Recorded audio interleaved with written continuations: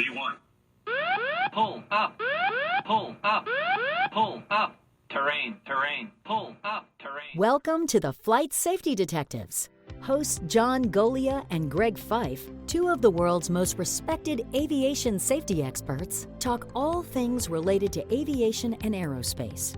This podcast and the Flight Safety Detectives YouTube channel are brought to you by the Professional Aviation Maintenance Association, PAMA, and Avemco Insurance, a world-class provider of aviation insurance and your one-stop for all general aviation insurance needs. Get a customized quote at avemco.com or give them a call at 888-879-0389. Tell them you're a listener of the show and receive a 5% discount. Now it's time to buckle up because it's wheels up for the latest episode of Flight Safety Detectives.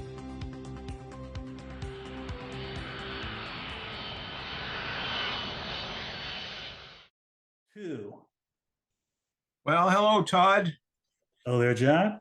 Glad to see your smiling face again. Even though we're in the same town, we're not in the, same area, we're not in the same town.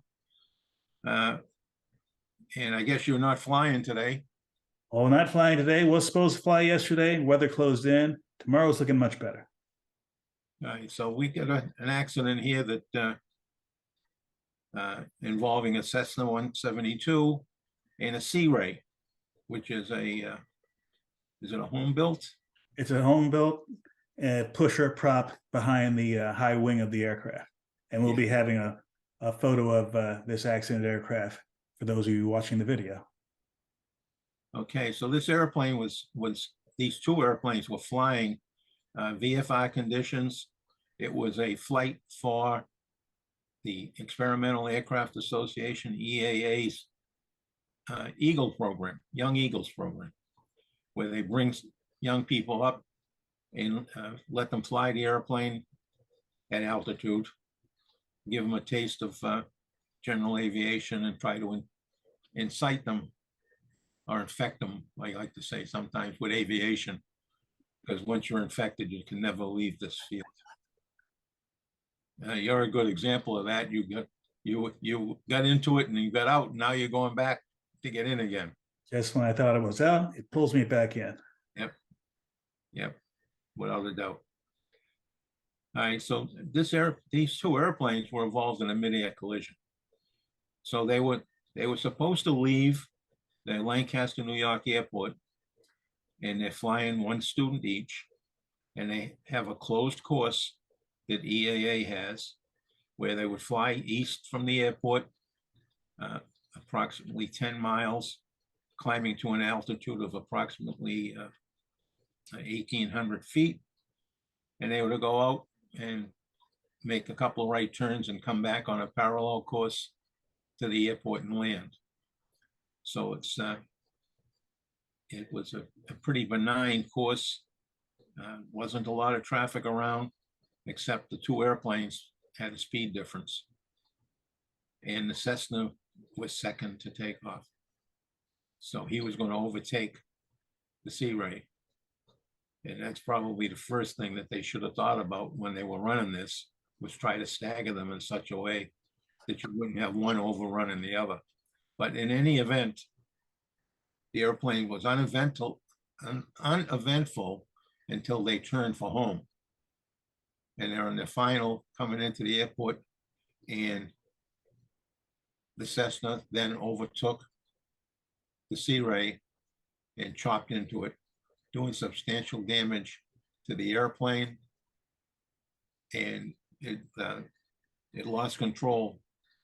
But fortunately, and it doesn't, the reports or any of the information we were able to pull up, it's not clear exactly how, but this captain, well, this pilot, who was commercially rated with about 8,000 hours, he was able to get the airplane down in some scrub brush. Yeah, and we'll talk about that, about his decision making in a moment. But he was able to get it down, and both he and his passenger walk away. Unfortunately, the other airplane that had its prop damaged is the overtaking airplane. stalled and spiraled out of control. And then those two people were fatally injured. So there's a lot of issues here to talk about. I just touched on the one. What kind of issues did you notice, Todd? Well, the one that really jumped out at me was the trying to find another aircraft in a pattern that was lower than your altitude, because that literally was a situation I faced the last time I flew. We didn't come close to running into each other, but even though we had air traffic control telling us, hey, you're both on base for runway 35, he's so many hundreds of feet below you and about a mile and a half, 2 miles ahead of you. We were looking hard. My instructor and I were both looking hard for this airplane. It took us a while to pick it out. It was almost at the point where this airplane was turning to final that we finally picked it out of the clutter. But this was an aircraft bigger than the Searey and at a not that great a distance from where we were. And it's hard to pick it out. And it was a nice, clear day. So this is one of the difficulties, which I emphasize to anybody who flies. See and avoid other traffic. You hear that all the time. And it's not as easy as you would think, especially when you think, oh, this airplane isn't that far away. It shouldn't be that hard to find, but sometimes it is. Yes, and that's the fallacy of see and avoid. I know while I was at the board and subsequent, we've had a lot of discussion about the responsibility for drone pilots with see and avoid. And in virtually every single program that I end with a statement about put your head on a swivel and put it around, especially in and around the airport. A lot of new pilots out there, although these two guys didn't fit that bill. But there is a lot of new pilots flying around airports, and you need to pay attention, because it doesn't matter whose fault it is. If there's a collision, the outcome is not always as good as this one. Usually it's just the opposite. So it was interesting. We're going to talk about the Searey in a minute, but let's talk about the Cessna on that. So this airplane below him, so right off the bat, you have poor visibility because the front of the airplane is in the way, and the prop as well. Everybody thinks you can see through the prop nice. Well, yes, you can see through the prop, but not nice. It's not clear. It can actually obscure your vision. Even though you can see through it, it can take certain bits of information and make them so that you can't recognize it. So it begs the question of making sure that you pay attention to what's going on around you. Now, they were both on the same frequency. That EAA required that. They both had their own transponders set to a discrete frequency that was assigned to them. So if they had any, the level of electronics on their airplane may have been able to help them. This was 14. So they probably had none of that in 2014. So things have changed now. But with an untowered airport, which is where this event took place, even if you had someone in the tower, doesn't mean that they would have been able to see the aircraft. But without a tower, without an air traffic controller there, you didn't have the possibility of that being a safety measure to keep the pilots from hitting each other. Right. They did show up on radar at Buffalo,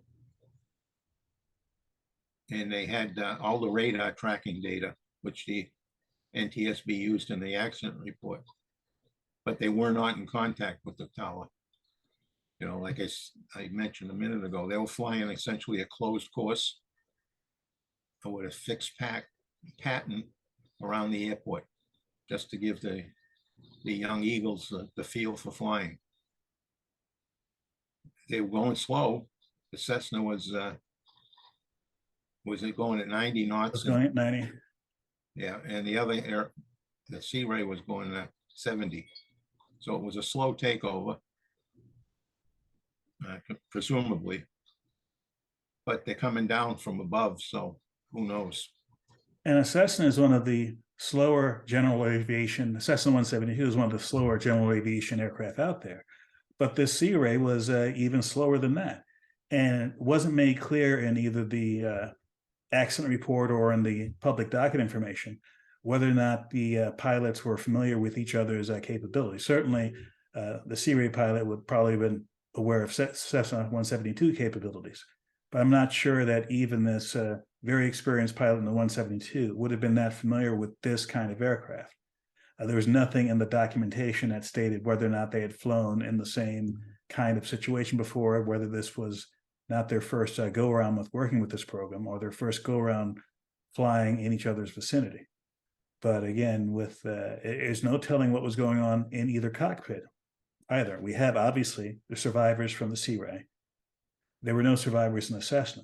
So it's unclear and no record of whether there was any distraction or any other thing going on in the Cessna that might have kept the pilot from seeing the other aircraft. Yeah, in fact, the young lady that survived gave the very good account of sequence of events. She actually saw the airplane coming. She says she recognized it, that he was going to hit them. She tried to alert the pilot, but it just happened too quick and she didn't have an opportunity to. And as John mentioned before, in the 172, you have things that are blocking your visibility below. And according to the accident report, the Searey was in front, was a couple of 100 feet below, and was descending at first. So was a Cessna. But right before impact, the Searey was ascending while the Cessna was still descending. Yeah, and the NTSB actually did a visibility study on this, and they concluded as well that it was very difficult for the Cessna pilot to observe visually the Searey. Yeah, a lot of factors in see and avoid, and I often believed in the past that we were holding the drone operators to the wrong standard, because the FAA said you got to have see and avoid, you got to have see and avoid, when we know how limited it is with general aviation already. So we really need another way. Well, we have it with the TCAS for bigger airplanes. Someday maybe the cost will come down low enough that we can have it in all airplanes. All right, so I mentioned the two pilots, one with 4,000 hours, the other with 8,000 hours. The probable cause, needless to say, is failure to see and avoid. I mean, it's pretty simple probable cause, but I think there could have been some additional findings involved in something like this. You know, one is when you're having multiple airplanes flying the same course, what was the preparation like? It doesn't mention it at all in the report. But as we just talked about a few minutes ago, you know, if you know you have a fast airplane, then he should be the one taking the lead. You don't want the slow airplane being overtaken if you can avoid it. They only mention these two airplanes in at this location at this time.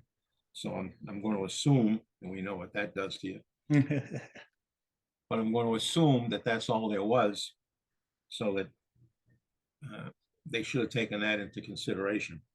Get the faster guy out of the way. And while we're talking about the accident as a whole, we can't ignore the fact that the context of why they were there in the first place.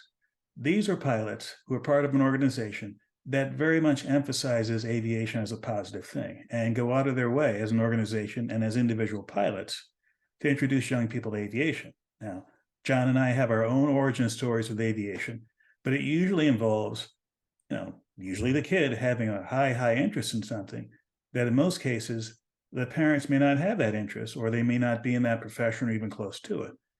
But they hear about a program like this, and it's like, oh my, you mean I can actually go up in an airplane for real? I don't have to pay for it? What kid who's infatuated with aviation would want to jump all over that? And what pilot who is in favor of promoting aviation wouldn't go out of their way if they had the opportunity to get involved? And the EAA has very specific requirements, fairly general requirements for someone to be a pilot in this. And both of these pilots well exceeded that. with respect to their ratings, the time flying, although I don't believe, well, actually there was information in the accident report that showed that these pilots were well in excess of the requirements for recency when it comes to being in this program. So I can't fault the organization for having low standards. Those are adequate standards. This is not also the first time that this has happened with the Young Eagles. We're not going to go into it in this show at all, but one of the things we like to do whenever we look at a particular kind of accident, has this happened before? And just like in one of our earlier shows, we did a search of the NTSB database to see if there is anything that had Young Eagles mentioned in the narrative. And there were several events that did have that, and other events that we know of that didn't mention Young Eagles, but were a Young Eagles related event. So another general issue is it safe to fly in the Young Eagles program? This isn't something for the children, it's something for the adults who are their parents and guardians, because they're the ones who are responsible for making the decision. And to be quite frank, any kind of activity when you're flying is not risk-free. Just about all the activities are safe. Now, what is safe is like beauty, it's in the eye of the beholder. The fact is, this is an event where two children who were getting introduced to aviation were involved in an accident. One of them didn't survive. And there is nothing in there that says whether or not there were any long-term psychological or other issues with the person who did survive. That's not a good thing, no matter how you look at it. But looking at it in the context of all the hundreds of thousands of flights, I believe EAA said there's been more than 1 million flights involving Young Eagles. And this is one of, I believe, there might have been one other fatal event, but those are rare events. Is it higher than what you would expect for that many general aviation flights? That's a complex question, but really, if you're a parent or a guardian, you don't care about the statistics. The one statistic you care about is that child. You want a 100% chance of the child going to the airport and coming home. And I'm not going to sit here and guarantee that's going to happen, because simply it's not, because we have proof of that with at least one of these events happening. But think of all the things you do with a child as a child is growing up, all the things you introduce them to.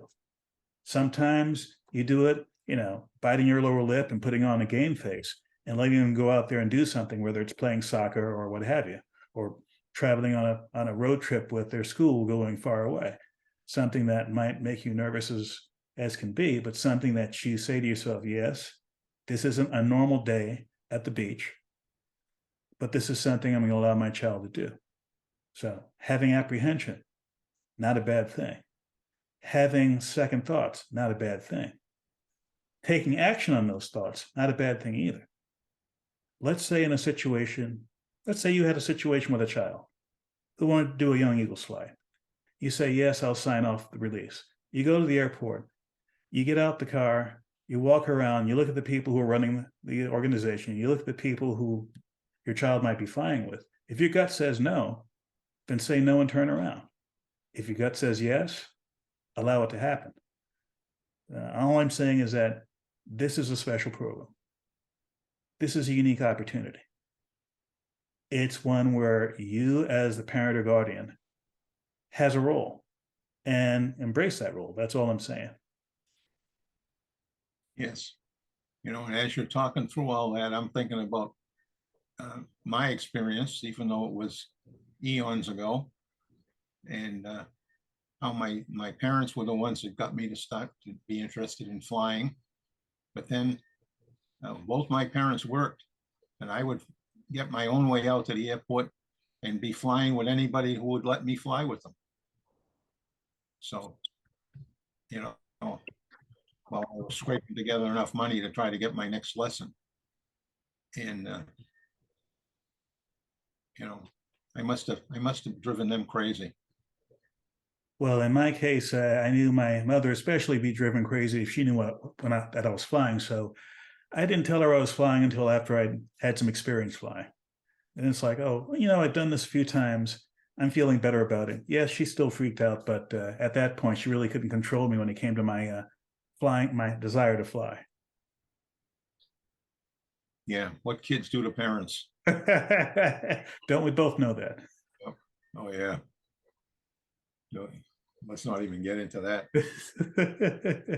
Okay, we're gonna pursue this type of accident again, since we found several in the reports, and we think there's some value to all of us out there, both the parents, even the students if they're a little older than these young eagles, and also every pilot. You got to pay attention to everything around you. You know, good pre-planning. Could that have been picked up with a good session of pre-planning, where we're going to have a second airplane flying the exact same course, but he's faster than I am? Maybe it's not required, but maybe a little thinking out of the box might have been able to catch that. Well, we've kicked that around enough, I think. And Todd, I'll give you the last word. Well, this time I'm not going to take credit for the last word, because we had one of our listeners, a gentleman named Ivan, former military aviator, who told us a story that was very much relevant to what we're talking about today. He has a couple of kids, and one of them very interested in an aviation career. Yeah, he's only 8 at the time, and he said already back then he wanted to be an Army Special Operations pilot. And he had rented a plane to do some night currency, and had his 8-year-old in the front, had his own headset, had his own checklist. He was totally into it. He has an older son in the back who's got some issues with flying, doesn't like it that much, but he was, with his brother and his father. They take off and they hear an unusual noise. And it's a minor thing. Apparently one of the latches was loose and there was all sorts of unusual noises going on. The 8-year-old in front, recognized what was going on, gave a quick assessment of what helped his father out with respect to landing the airplane. And they landed the airplane and everything was okay. But here is this sort of thing that the Young Eagles did, and still does, that this parent is doing ongoing with his children. And there are many parents who are like that. Folks who have an interest in aviation, background in aviation, use every opportunity to introduce their children to the lifestyle and the profession that they do. And in this case, this was a potentially stressful situation that turned out very well, especially because the parent who was flying was very much on the ball, landed the aircraft, everything was okay. Both of the boys have a story to tell. And certainly the kid in front who wants to be an Army Special Operations pilot, I'm thinking, this guy, this is one of his highlights of his life. And the kid who had some apprehension about flying, I would hope that things are better there as well, because this was an apprehensive moment. His father dealt with it, and they all walked away. So to Ivan, thank you very much for sending that in. And, if anyone else out there has stories to tell about their flying experience or comments about our show, by all means do so. Okay. Well, one of the things we didn't mention during the show that I was impressed with is EAA has a separate insurance policy for all the Young Eagles on their flights. And you just raised an issue, Rita raised the issue about renting the airplanes.